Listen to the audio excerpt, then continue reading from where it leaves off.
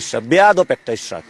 তো এই যে তারা বেয়াদবিগুলো মানুষের সাথে করতেছে, এই যে রবিউল খুনের মামলার আসামি, চারিদিকে তাকায়া দেখি সন্ত্রাস আর সন্ত্রাসে পড়া, কোন জায়গা যায় এসে পড়ছি। নাসিরউদ্দিন পাটোয়ারি একদম মাটির মানুষ, এখন যেভাবে পাইছেন ইনশাল্লাহ ভবিষ্যতে পাইবেন। আমার মধ্যে কোনো পরিবর্তন, আমি খুবই সহজ সরল ছেলে, স্পষ্ট কথা বলি, এতে কারো মাথা গরম হয়ে যায়। পাশাপাশি সিম্প্যাথি পাইতে চাইলে তো তাহলে আমি রাস্তার মধ্যে শুয়ে থাকতাম, ওইসব সস্তা জিনিসের জন্য আমি না।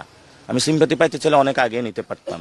আমি গড় পুড়িয়ে রাজনীতিতে এসেছি, আমি করতেছি। উনি সাহস থাকলে, আমি এখনো বলবো, উনি কালকে বলুক, যে কালকে জনগণের সামনে আইসা অঙ্গীকার করুক যে আমি মির্জা আব্বাস আজকে থেকে চাঁদাবাজি ছেড়ে দিলাম, আমি মির্জা আব্বাস আজকে থেকে সন্ত্রাসী কার্যক্রম ছেড়ে দিলাম, আমি মির্জা আব্বাস দুর্নীতি ছেড়ে দিলাম, এবং আমি যে অপরাধ করেছি এটার জন্য পুরো বাংলাদেশের ক্ষমা প্রার্থী। এবং সাথে সাথে যারা আমার কাছে টাকা পয়সা পাবেন আমি সবাই বাংলাদেশের রাষ্ট্রীয় কোষাগারে দান করবো, আপনাদের দিয়ে দিব। আলহামদুলিল্লাহ, ওনার সাথে তখন বুক মিলাবো। সন্ত্রাস থাকাকালীন, চাঁদাবাজ থাকাকালীন কোনো কম্প্রোমাইজ হবে না। এটা শুধু মির্জা আব্বাস না, 300 আসনেই তারেক রহমান এইসব গডফাদারদের দিয়েছে। কমিশনার কাইয়ুম কি ভালো লোক? স্বদেশ প্রপার্টিজদের দখল করছে। এই যে সাদেক হোসেনের খোকা, কালকে এক মহিলা আমার কাছে আইসে কান্না করতেছে, 7 জন টিচারকে হলো স্কুল থেকে তারা বের করে দিয়েছে। এই যে খোকা পুত্র জমিদার, এই যে কি যেন ওনার নাম, ইশরাক বেয়াদব একটা ইশরাক।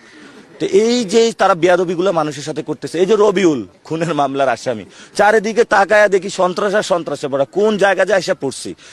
এখন আফগানিস্তানে যখন কেউ অ্যাসাইনমেন্টে আসে, সে আইসা দেখে কোন জায়গায় যে পা দিলে মাইন, আমি হলে এই অবস্থায় আছি। গুলিস্তান থেকে পকেটে মোবাইল থেকে চলে যায় না, ওগুলার ভাগ ওইখানে চলে যায়। যে ব্যবসায়ীরা যে গুলিস্তানে ব্যবসা করে মতিঝিলে, এগুলা অনেক জায়গা থেকে চাঁদা উঠে, ওগুলা নিয়ে মির্জা আব্বাস হলো গুন্ডা বাহিনী পালে, এগুলা দিয়ে হলো নির্বাচনে সে কাজ মেনটেন করে। ঢাকা 8 হচ্ছে সবচেয়ে ভাইব্রেন্ট মানে ক্যাম্পেইন স্ট্র্যাটেজির দিক থেকে ধরলেও এখন আপনার স্ট্যাটাসটা কি দাঁড়াচ্ছে? কয়েকটা দিন আছে যে আপনি কোন অবস্থায় আছেন বর্তমানে? আমি ভোটারদের কাছে যাচ্ছি, আমি তো বলতে পারবো না যে আমি ইলেকশনে জয়ী হব, এটা মির্জা আব্বাসও বলতে পারবেন না উনি ইলেকশনে জয়ী হবে, যদিও উনি মাঝে মধ্যে বলার চেষ্টা করেন। তো আবার যখন ফিল্ডে নামেন তখন অবস্থা ব্যাগতিক দেখে আবার বাসায় চলে যায়, চিন্তা করেন যে না, এটা তো ভোটাররা বলবে। তো যারা ভোট দিবে তারা এবার সিদ্ধান্ত নিবে। তো আমরা আশা করব যে আমার বিরুদ্ধে এমন কোনো জায়গায় হয় না হেনস্থ করা, আমাকে ছোট বেয়াদব বলা, সব কিছু করা হয়েছে, হেনস্থা করা হয়েছে। মানসিকভাবে আমি 1 সেকেন্ডের জন্য ভেঙে পড়ি নাই। কেন ভেঙে পড়েন নাই? কারণ আমার কাছে যেটা মনে হয়েছে, আমাদের ফাইটটা মাত্র শুরু হয়েছে। সংসদে গেলেও ফাইট হবে, বাইরে থাকলেও ফাইট হবে। বাংলাদেশ থেকে সন্ত্রাস, চাঁদাবাজ, দুর্নীতিবাজ ইনশাল্লাহ আমরা তাদেরকে বিদায় করব। মাত্র তো যুদ্ধটা শুরু হলো, যুদ্ধের শুরুতে যদি মানসিক চাপে পড়ে তাহলে তো কৌশলগত অবস্থান আপনার। এটা আমার রাজনৈতিক অবস্থান। কারণ চাঁদাবাজদের দমন না করলে, গত 1 বছর যে নির্যাতন হয়েছিল, বাংলাদেশের ব্যবসা বাণিজ্যের উন্নতি হবে না। ব্যবসা বাণিজ্যের উন্নতি না হলে মানুষের চাকরি হবে না, চাকরি না হলে মানুষের কর্মসংস্থান হবে না, পেটে ভাত থাকবে না। সবাই দেখছিল যে মির্জা আব্বাসের সাথে একটা কনফ্রন্টেশন, ভার্বাল একটা স্টেটমেন্টের বিষয় আছে। আপনি শেষ পর্যন্ত তারেক রহমান মির্জা আব্বাসে যদি আসনে না দাঁড়ায় তো আমি তারপরেও হলে ওনার এগুলা নিয়ে বলতাম। উনি তো ঢাকার একটা গ্যাংস্টার, আপনি তো জানেন।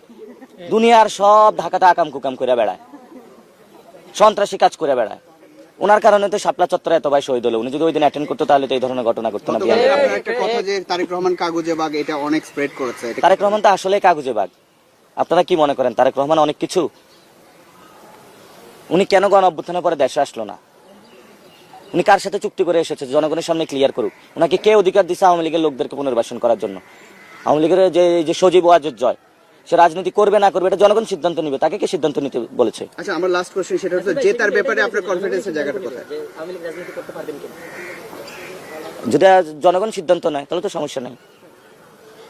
এমন অবস্থা লেভেল প্লেইং ফিল্ড কেমন দেখছেন? আর এই লেভেল প্লেইং ফিল্ড নাই, এটা হলো বিএনপি ফিল্ড। আমরা বিএনপি ফিল্ডে খেলতেছি, কতক্ষণ অ্যাটাক হই, মারা পড়ি, আবার উঠি, আবারই দাঁড়াই, কিন্তু তাদের সাথে আমরা যুদ্ধ থামাবো না। কেন? এটা অসম যুদ্ধ।